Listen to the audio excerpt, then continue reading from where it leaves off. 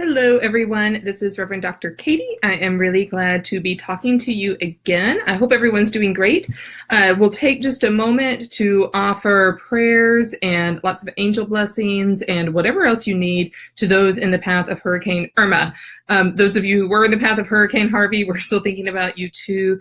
And those of you who are making kind of critical decisions about your own well-being, the well-being of you and your kids right now, do that. Yeah, do that with a lot of prayerfulness and speed. We know you need to make those choices quickly. So we'll be thinking about you. I will be posting about maybe places you can donate if that's within your wheelhouse to do, and places that I think are reputable. So, and you may have some others too. I prefer to donate to places that keep their overhead really, really low. Okay, so I am here to bring you creative Christian spirituality as always.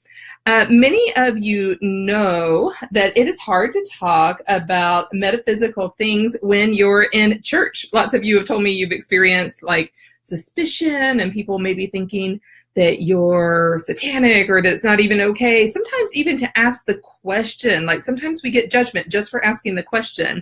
And that's really hard because questions should be like, okay, right? It should be okay just to ask the question and then have the discussion. So of course, that's why I'm here, right? So I'm here so we can do that together. But what's really interesting, I find for a lot of Christians, is they can't talk about it in church. And so then they go to like metaphysical communities, people who are talking about angels, who are talking about chakras. And then those people are sometimes terrified of Jesus. Like you say the word Jesus and they are out of there. And that's for lots of different reasons. Some people have been traumatized by churches. Some people have had just bad experiences with other Christians who have been judgmental. But that makes it really hard for us because that means we get it coming and we get it going in both directions. And so that's why we're here. That's why we're doing what we're doing today and in this with me. So I love talking about all of these questions and exploring all the different options. And just so you know a little bit about me, I'm also a New Testament scholar. So ask me questions about the Bible, because if I don't know the answer, I love to go on a treasure hunt and figure it out for you. So I like to do the historical research. I'll be filling you in a little bit about that on the angels later on in this talk. So let's talk more about angels. Some of you had some questions. You can post more and I'll try to get to them if I can today. I saw a lot of questions on do our loved ones when they die maybe become angels? So I'm going to be straight up. We don't know. We don't know. I don't know. I don't remember dying. If I've lived past lives and I've died before, I don't remember it. So I don't know if I've ever been an angel or if I ever will. I have seen some pretty persuasive, like anecdotal evidence from people that maybe in other dimensions, in other lives, if we have parallel universes, maybe we can be angelic beings. But the bottom line, if anyone says they know for sure, they don't know. We don't know. We don't know. We have really good guesses and we have intuition, and that's about all we can really have. Now, if you have experienced the loving presence of someone who has gone on, that's fantastic. Doesn't mean they're an angel. They might just be a loving spirit, loving presence, maybe sent back by God from heaven to offer you just a little support in your time of need. Okay, so I'm going to say, I don't know. I'm not afraid to say I don't know. That's just kind of the way it is. Okay, another question. Let me see. Oh, right. There were some questions about hierarchies of angels. So if you grew up Catholic, you probably were very familiar with this hierarchy of angels where like seraphim are at the top, then cherubim, then archangels, then guardian angels. There's like 9 different orders of angels. That's pretty popular within the Catholic Church. And I grew up going to Catholic school, so I know I grew up with that too.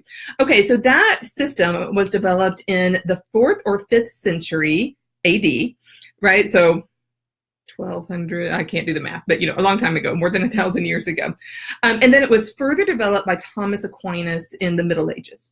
So that is not a system that's been in place since for forever. It began to be developed in late antiquity.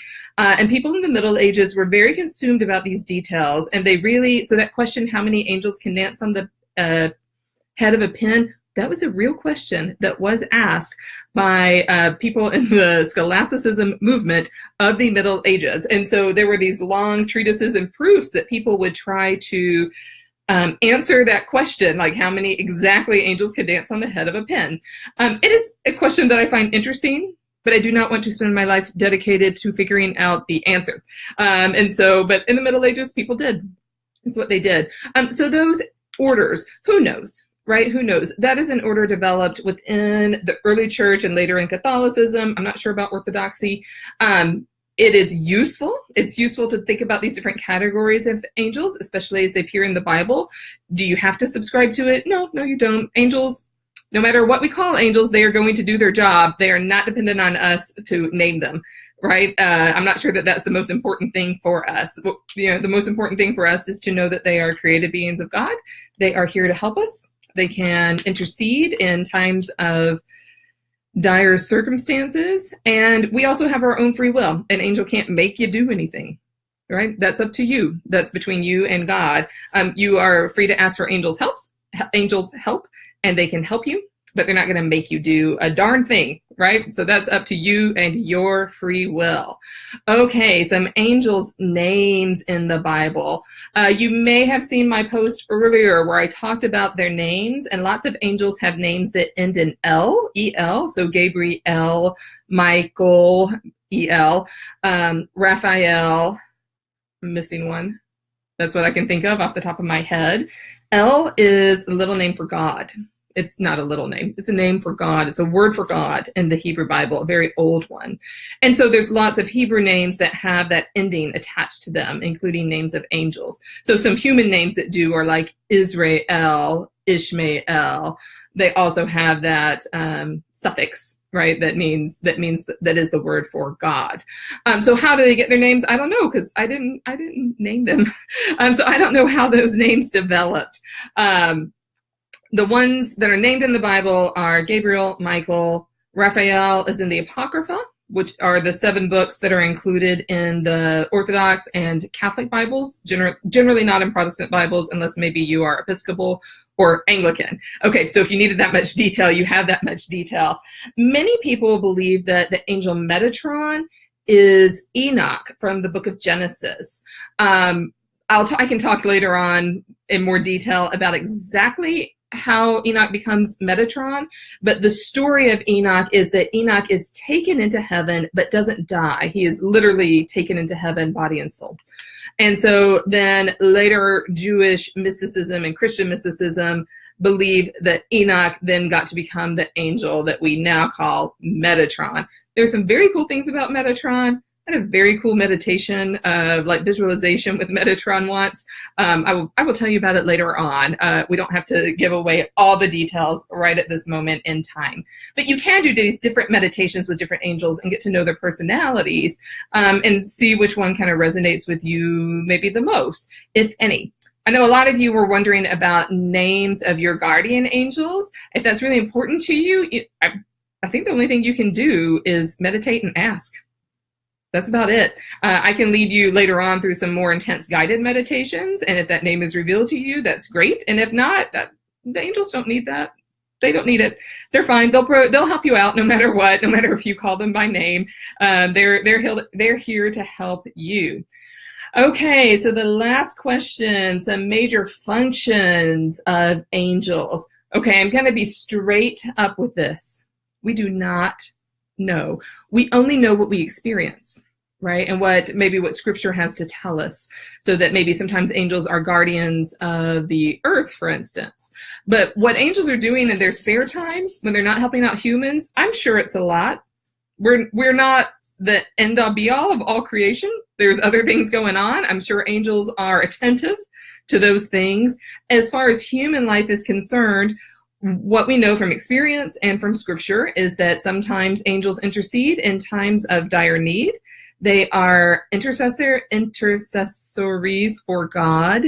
They can deliver messages to human beings.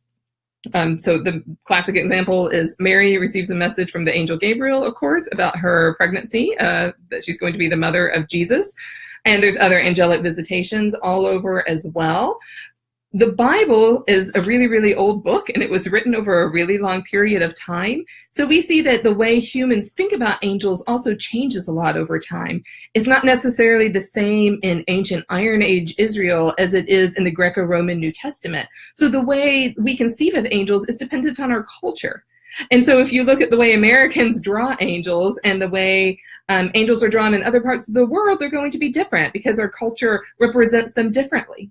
So this brings me up to a really important point that I've been wanting to share for about 2 weeks, and that is be multicultural in your own depictions of angels. Too often, angels are depicted as little white fat babies, and really, as human beings in the great diversity of God, angels deserve, and we deserve to see angelic representations beyond only that.